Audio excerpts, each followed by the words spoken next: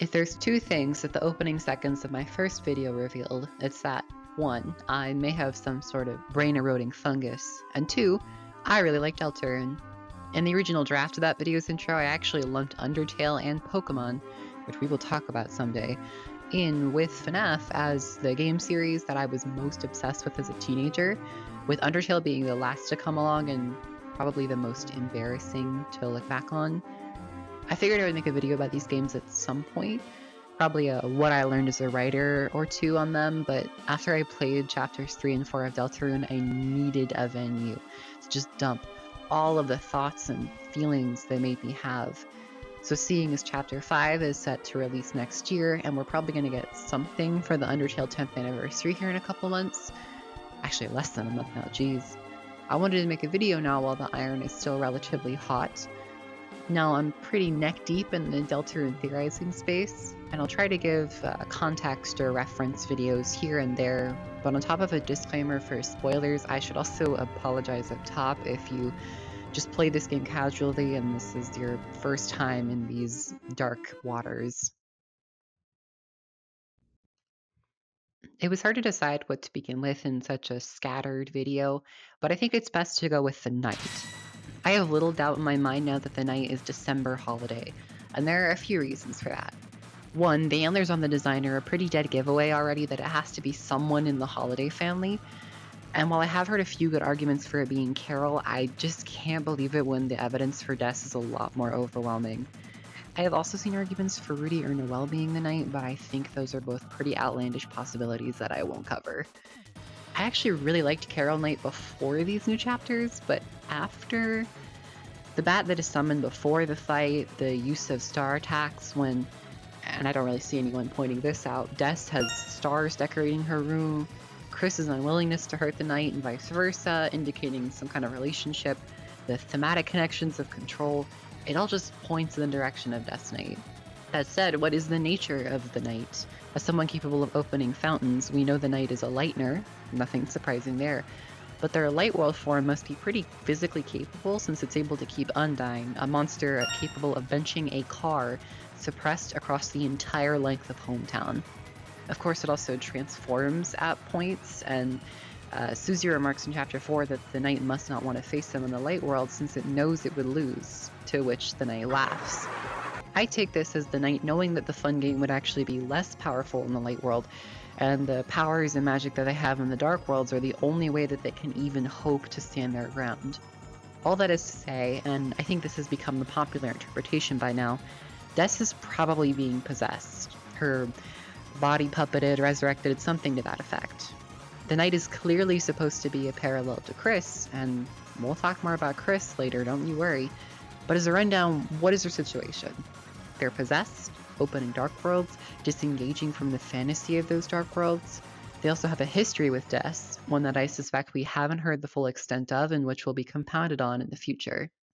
If Des is possessed in some way by Gaster or friend or a Titan or whatever, it would explain Des's form, yes, but it would also add a lot of intrigue to Chris and their motivations. After all, if they're responsible for the state she's in now, then them being similarly puppeted, which I also believe to have been a willing choice on their part, would add kind of a tragic layer to everything. To have caused Des's current predicament only to incur the same punishment to save her is a pretty interesting choice as far as motivations go. Another much smaller piece of supporting evidence I wanted to call out is that when we first see the knight, it's crying. At first I thought it was drooling, but I'm pretty sure that its head is down and it's crying, which would make sense if Des is in there and is acting against her own will. After all, she knew Tenna, and being forced to nearly kill him probably really hurts. I thought a lot about if the knight might be some sort of goner, but I really don't know about that. Goners seem to be made either artificially by Gaster, as seen in the Goner Maker sequence, or naturally, by being purged from the memories of everyone in the world and being forgotten. The second one can't be the case because, well, people still remember Des, like Noelle, Chris, and Tenna. So did Gaster make like a Des Goner? How does that work? If you want to catch up where I'm at as far as Goners go, I'll have to pass you along to this wet sock. But what I take away from the amalgams from Undertale is that the knight could be a similar kind of thing. reanimated from Death's dust, maybe. I mean, I think it being made of darkness instead makes more sense based on its physicality, but then again, it is probably a light nerd, less something like Gerson. Who knows, though? We get a lot of expansion on the prophecy in Chapter 4, and I think one thing above all else is made clear here. The prophecy has been subverted in some way. This seems like a pretty unanimous understanding of things by now, but to summarize, the Dark Worlds in the Church show us murals depicting a more extensive version of the prophecy than what was shown to us in Chapter 1. And though out of order in the Dark World Susie opens, it clearly suggests that the second hero in the prophecy was originally intended to be Noelle, with Susie mentioned lastly as just the girl, and we know it to be her since the mural uses the Reedbuster icon. Additionally, Gerson, when discussing his book Lord of the Hammer, mentions that Susie reminds him more of the dragon in that book than the heroes. We'll get into Gerson and his story later, but his book is an interpretation of the prophecy, meaning that while the two are not probably directly compatible, there are going to be parallels worth mentioning. All this points to Susie not being meant to be in the fun gang, and interestingly, neither was Chris. Again, we'll get to them more here soon, but these murals also say that the first hero of the prophecy is a cage made of human soul and parts. Now, a cage containing a soul sounds like Chris, but the bit about being made out of parts tells me that the hero here was supposed to be the vessel we make in the Goner sequence at the top of the game. Another thing I need to mention about the prophecy, which some already started to catch on to in Chapter 2, is how it seems to be connected to Gaster. And now I know everything is connected to Gaster, but seriously, Ralsei describes the prophecy as coming from space and time, and Gaster is described as having been shattered across space and time, which alone is a pretty trivial connection. But then there was the Deltarune website from 2015, and now the song the choir sings in Chapter 4 mentions the shadows cutting deep. I mean, they may as well have just said it was very, very interesting. I think the question then becomes, did Gaster write the prophecy? It kind of seems like the answer is yes, which opens up a whole can of worms considering that both Darkners and Lightners know about it. I'll go over it more later, but I don't think Gaster created the Deltarune world or anything, so for the prophecy to be this old, time-tested thing in this universe means that he would have had to deliver it to them a long time ago. Now I wonder if Ralsei came up with his own version of the prophecy in Chapter 1. After all, he says his version is a summary, but it kind of just seems like a different version altogether, with a better ending he hopes that they could achieve if they were nice enough. However, he says he didn't choose to have knowledge of the prophecy, and like I mentioned earlier, claims it came from time and space, so I contend he learned it from Gaster. And obviously this begs the question of what Gaster's motivation in all of this is, and if the prophecy really is changed, is he responsible for that? I don't know. We'll talk about it later. Now the last thing regarding the prophecy that we should of course discuss is the ending. We don't get to see it, but Ralsei and Susie know what it is, and all the context we have to go on is what they say about it. So I went back through and combed through the dialogue in that scene very carefully. Susie states that whatever the ending says happens is something that she, Chris, or Ralsei wouldn't let happen, especially Ralsei, which suggests to me that she believes they have some kind of control over what happens, as in it's a decision or sacrifice made by one of the three of them, which is honestly about as much as I can do to narrow it down, unfortunately. The best I can do is ruminate on like 4-ish other theories about this. Firstly, that the Dark Worlds altogether would have to be cut off, leading to the idea that the Grand Fountain powering Castletown would be shut and presumably destroy all the Darkners in it. I sort of like this, partially because it works so well with the imagery of Don't Forget, and could play into the meta-narrative of Deltarune being a game, but I just have a hard time believing this one fully. Then there's Susie, or conversely Ralsei, sacrificing themselves, which have their own supporting evidence, you know. Game theory's interpretation of it being the girl specifically causing Susie to misread it has also been bouncing around my noggin, but again, I have a hard time committing to one is what I expect to happen.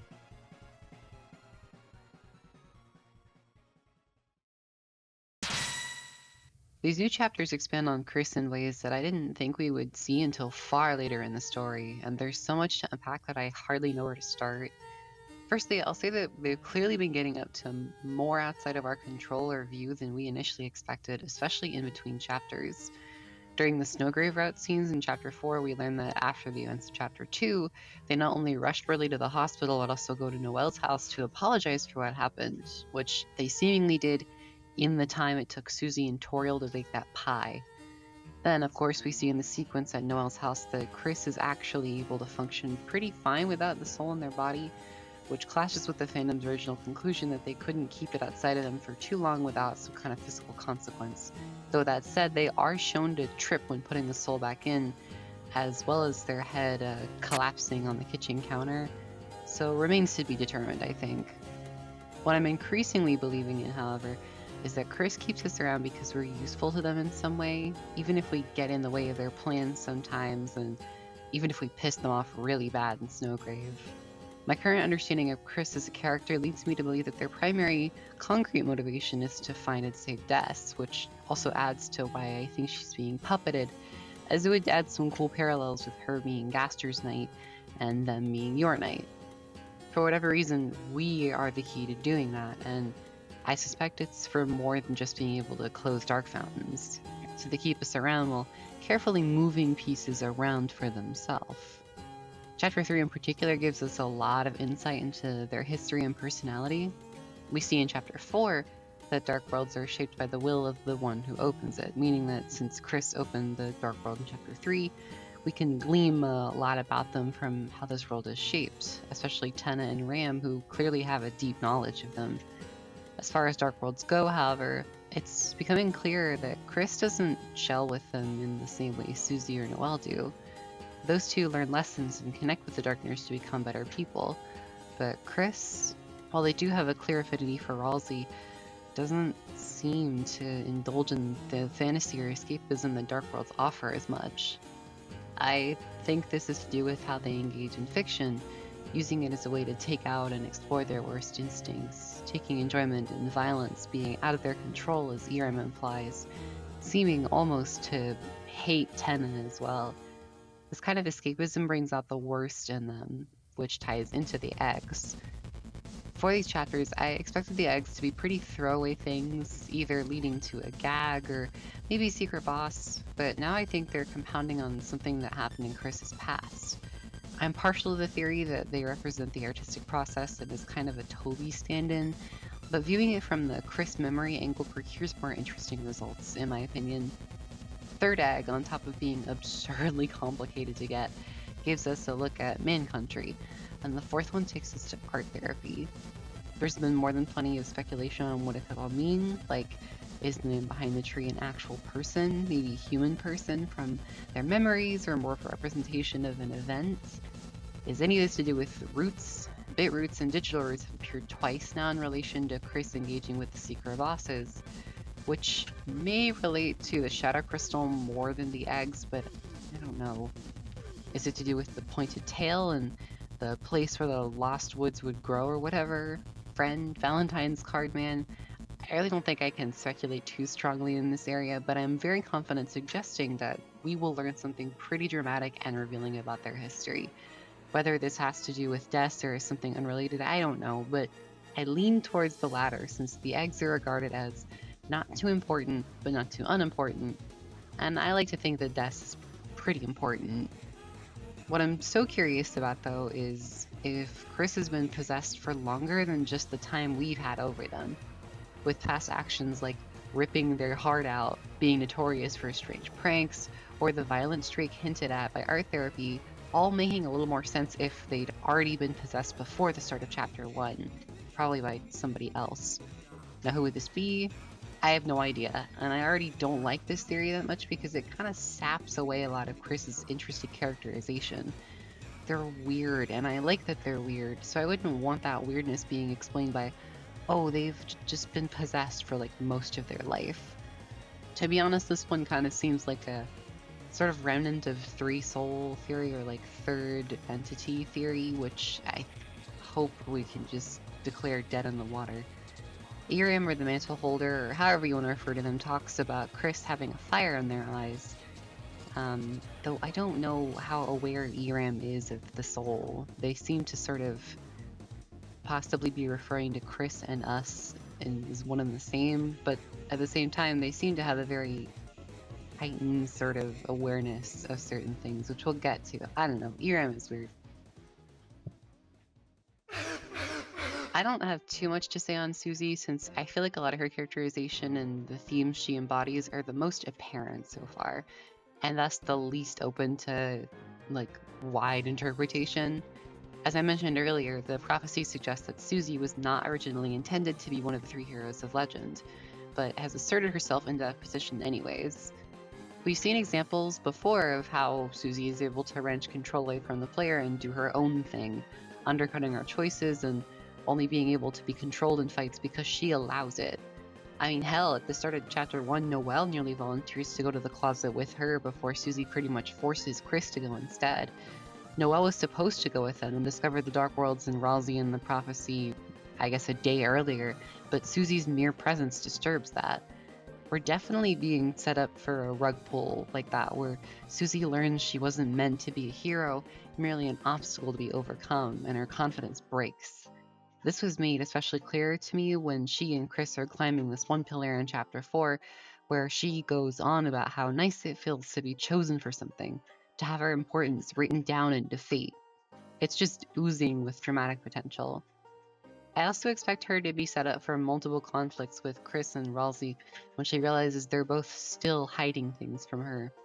But Gerson's lessons will shine through and give her the hope needed to write her own story, no matter how real she is or if the prophecy says she's important or not. Full stop. I still don't trust Ralsei.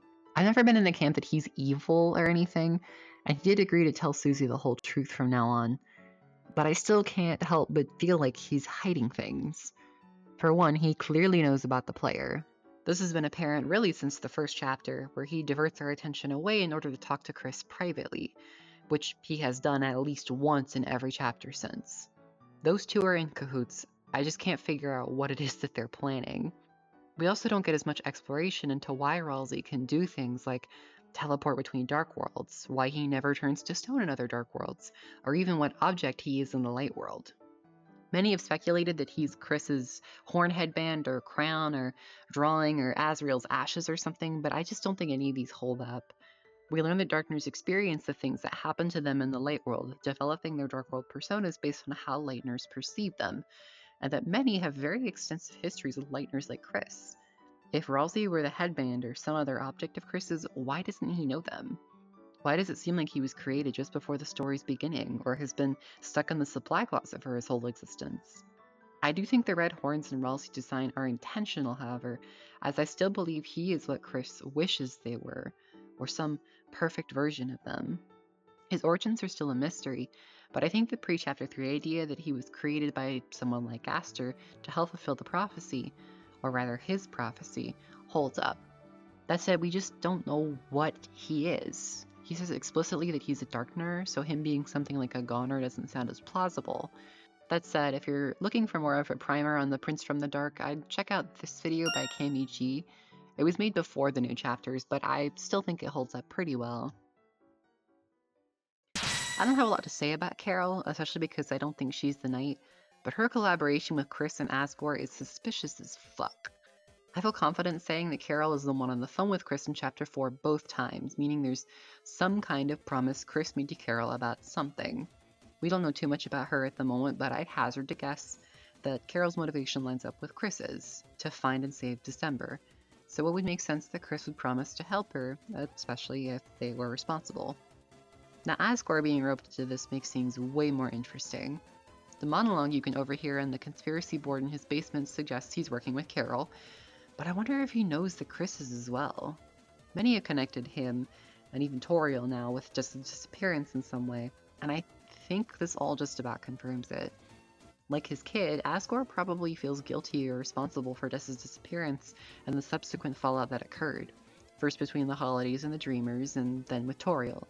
So he's trying to make up for that, or maybe just prove that he was right. A lot of fuss has been made about the black shard that he has, and I honestly don't really know what to make of it. Many have speculated that it's actually a shadow crystal, but he literally describes it as a black shard, and I don't think that there's some weird naming shenanigans going on here. It probably is just a black shard, like we get from the knight. We acquire it from chipping it off the knight's weapon, so if Asgore got his in the same way, that means he also would have gone toe-to-toe with them at some point. He almost certainly knows about Dark Worlds, since Carol also certainly does too, but how much does he actually know? Susie has a line near the start of Chapter 4 I only caught recently, where she asks if there's anyone who has a connection to the church, the mayor, and the police. Other than Carol herself and maybe Undine, Asgore ticks all of these boxes. Note that while we don't see him at church, Alvin does say he attends regularly at night to pray. So I expect Susie to connect the dots and hunt him down as their next lead to open the shelter. I wanted to go over some expectations and maybe hopes I have for the next 2 chapters, as Chapter 4 especially kind of shows a lot of its hand in that regard. I'd be unoriginal in guessing that the Dark World will be in Flower King, and that Asgore will either open that Dark World or be a central figure within it. In his fight, Gerson mentions Chapter 5 of his book series, Lord of the Hammer, takes place in the field of pink and gold, which of course sounds pretty flowery, and that the vast garden goes up in jealous flames. Since we know that the festival is tomorrow, I could see a scenario where Asgore sees Toro with sands and out of jealousy either intentionally or accidentally sets Flower King on fire. Here's what I expect to happen. Asgore gets jealous and retreats to Flower King, a place of nostalgia and sanctity for him. Susie and Chris see him running away and follow, finding a Dark World is opened, maybe even expecting it to be the night. They venture inside, finding Asgore, who can use fire magic in the Dark World. Something happens, and Asgore's fire accidentally spreads, becoming a fire in the real world. Something I hadn't seen almost anyone mention, but is apparently a popular theory, is Ralsei's role in this chapter. I've seen a little bit of discussion on how Asgore could come to see him as a substitute for Asriel or something like that, but there's another thing I want to point out. While all 3 of the main trio have gotten moments to shine or just some focus in chapters 3 and 4, on the whole, the former was about Chris and the latter about Susie. A lot of pieces have been set up for Ralsei, and I expect a lot of that to come to a head in Chapter 5. More concretely, notice how the secret bosses of 3 and 4 unlock a super powerful weapon for Chris and Susie. Well, I think 5 will give us one for Ralsei, and since Eram and Gerson were solo battles, Ralsei may have to fight the secret boss on his own too. I assume that since Chapter 5 was originally intended to release with 3 and 4, that there could be some patterns between the 3 like this, but that could just be me falling into the Chapter 2 era trap of making a pattern with just 2 instances. Additionally, I've seen the idea going around that Ralsei will be the one to get jealous in Chapter 5, not Asgore, and either becomes jealous of Susie being a better healer than him and turning to fire magic, or, more interestingly in my opinion, him being jealous of Asriel in some way, possibly Chris's or the player's affection for him. The former I don't see being the case, specifically him being jealous of Susie, because it just seems really out of character for him. Even if he was eclipsed in healing, I think he would just be happy for her, unless he was prodded in some way externally, but I don't know about all that. Now the latter, with Asriel, is cool. It's widely assumed that Asriel already knows about the Dark Worlds, which I'd hazard is a good guess, and we know that Chapter 4 takes place on the weekend, and that he'll be in town next week, as mentioned in Chapter 1. It would make total sense for him to come back just in time for the festival, meaning he could join us in the Dark World for Chapter 5, and in that time, I could see Ralsei feeling a little out of place with him around. There's basically 0 information about Chapter 6 to go on, and the only thing people seem to agree on is that it'll take place in the shelter, but even then, plenty argue that it'll be saved for Chapter 7. While I would not be the first to suggest that Lord of the Hammer having 6 chapters means the prophecy will reach its conclusion in Deltarune's 6th chapter, nor the first to talk about the 7th chapter possibly being really meta and freaky, or even the first to say that Friend might be important in Chapter 5, or more likely 6 because of the prophecy and pointed tail stuff, I would probably be the first to suggest that Friend might be a Titan. Guilty Flygon's videos on Eram, the Knight, and Fear gave me a much better impression of who Friend could be, a character I had previously and still sort of felt was a lore grab bag that we couldn't really make any solid guesses about. Friend has appeared in so many conspicuous places so far. in Queen's basement before Spammed in Neo, during the visuals of Ralsei's explanation of Dark Worlds, as attacks in the Mantle fight hidden in the sword minigame and cat petters in Chapter 4's Dark World, with many other possible references to it through its yellow and purple color scheme, the title of the 5th chapter of Lord of the Hammer, the different colored text on the shelter key for the Chapter 3 minigames, and so much more. If this doesn't convince someone that Friend is probably important, I don't entirely know what will. But with regard to just its more explicit appearances, they all seem to appear during moments of fear for Chris during this whole sequence that inarguably rattled them, and another solo adventure where they became frightened due to being tormented. Susie, as a Friend appears when her room, a place associated with her fears of loneliness and abandonment, is brought up, and Noelle, who used to be scared of cat petters glitches. What I took from Guilty Flygun's video was that Friend is almost like a fear creature or demon, given that it is probably the tail of hell, meaning if Chris really did summon a demon with Caddy, as was implied in like Chapter 2, it may have been Gaster that they contacted, as I've believed so far, or it could have been Friend. I'd argue these past 2 chapters have recontextualized information that seemed related to Gaster into instead being connected to Friend, especially with regards to the demon stuff. The imagery of apples, the tree, snakes, the tail of hell, and the devil, it's all painting a picture of Chris having made a deal with a devil, Friend, and acquiring knowledge, power, control, or something else in a monkey paw manner. I just couldn't tell you if this was done as a reaction to or a cause of Des's disappearance. But is Friend a Darkner, Lightner, something working with the Knight or Gaster? Were you paying attention? I said Friend is a Titan, or suggested anyways. By that I mean that Friend lurks in the depths, the place where Titans and even darkness itself originates from, and that the instances of Friend we've seen are its spawn. Yeah, those little guys that the Titan spawns. These friends, this one, and maybe even Sham if they're really connected to them, I believe that these could all be spawn of some kind. This makes Friend technically a Darkner, and I think it really is in some way, but you may wonder, how does it get its spawn to different Dark Worlds? And how does Noelle know about it? Honestly, I struggle to answer the second question, but the first could honestly relate to the way Ralsei is able to teleport. I'm growing convinced that while Ralsei is a Darkner, he's some kind of special Darkner. One from the depths maybe, just as the Titans are. I'm a soft supporter of submarine theory, or the idea that Castletown is a dark world contained in the depths. And so I suspect Ralsei is this special kind of depths Darkner, a Darkner born of no physical light world equivalent, which facilitates him to travel through the depths to reach other dark worlds. Without a nested dark fountain, a Titan couldn't travel into a dark world from the depths, but a spawn might be able to. All that is to say, I think Friend, the real Friend, is a Titan born possibly from the idea of fear itself. I mean, after all, the Titans are described as sort of like this primal fear, a fear of the dark, like a boogeyman. But again, as per its motivations or the relationship to Gaster or the Knight or even really Chris, I leave that to y'all to figure out. Oh, device theory. If you're not aware, device theory, as Molly Stars heavily compounds on in these videos, interprets Deltarune, the executable file, as a device, which was made by Gaster and connects us, the player, to the world of Deltarune via the soul, and also a whole bunch of other things I'll get to. This was a pre-chapters 3 and 4 thing, but it's held up very well since their release.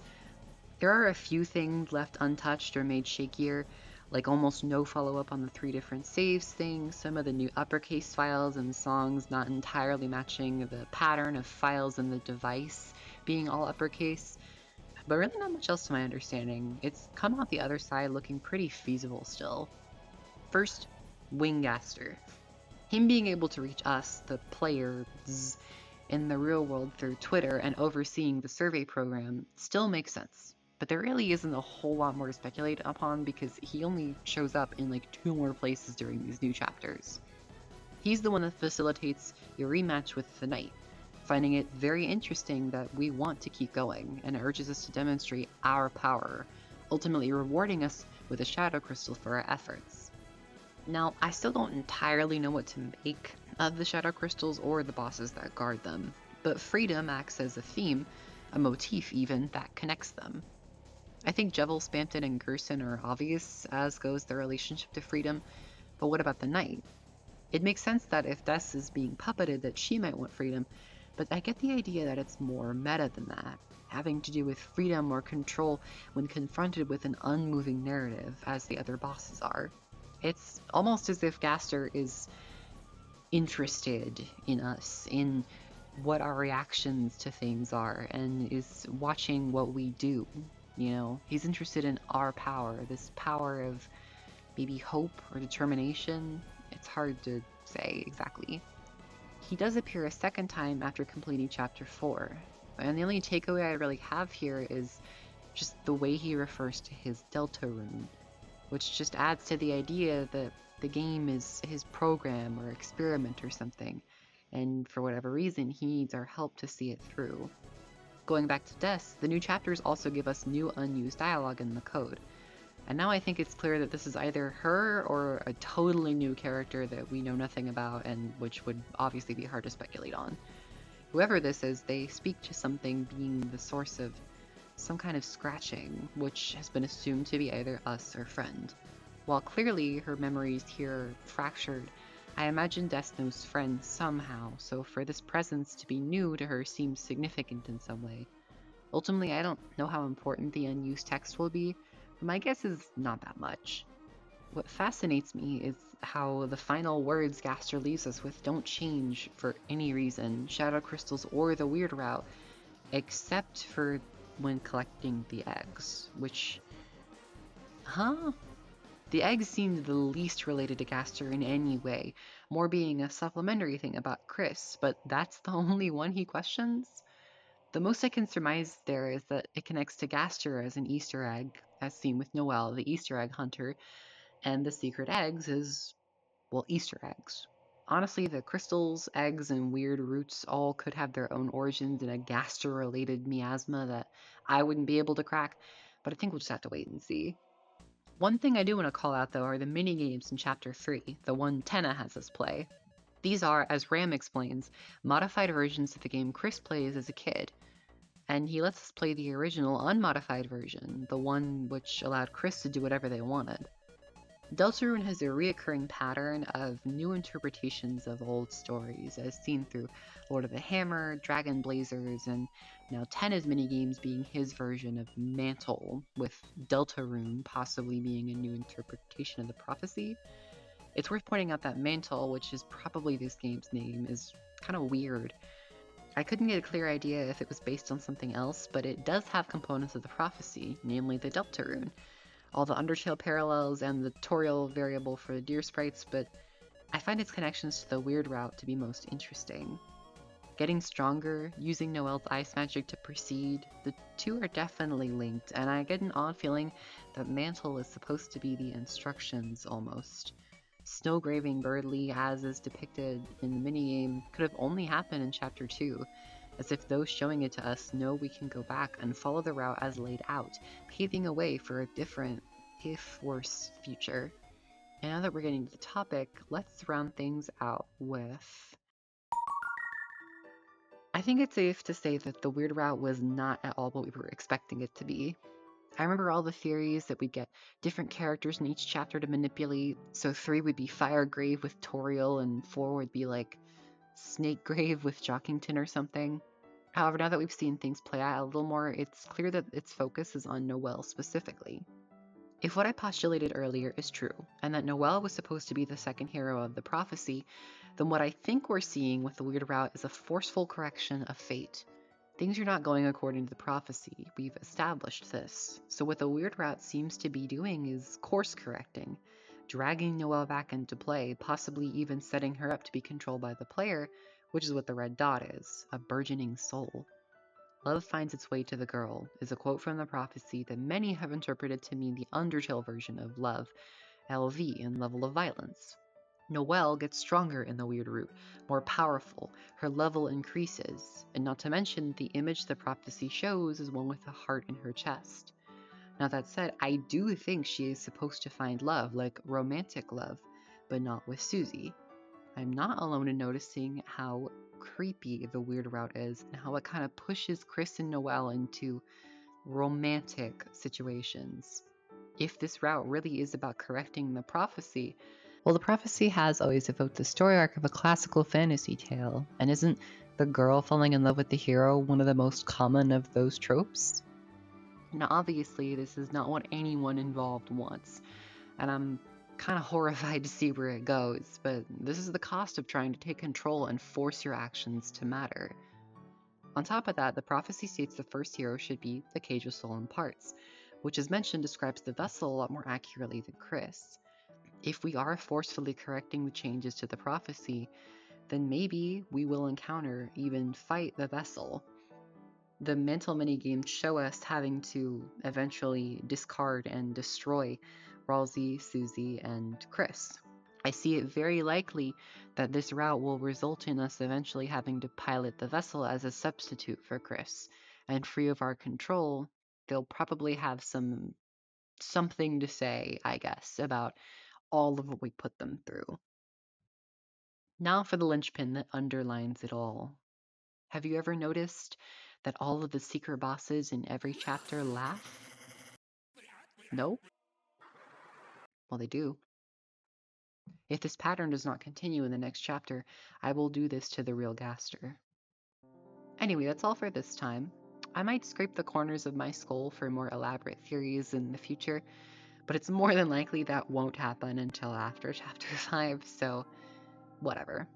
I apologize for finding myself kind of unable to actually properly speculate on a lot of the odds and ends in many of these theories, but hopefully for maybe some more casual people out there, this is a nice rundown of where a lot of the community is at right now, just sort of scrambling through the giant heaping pile of evidence and I don't know, just stuff that chapters 3 and 4 dropped on us. So do with what you will with this information, and if you have any follow-ups, any commentary on any of what I've presented, I will gladly start a discussion in the comments about it. So, but anyways, please like and subscribe. It's nice and sublime. Goodbye.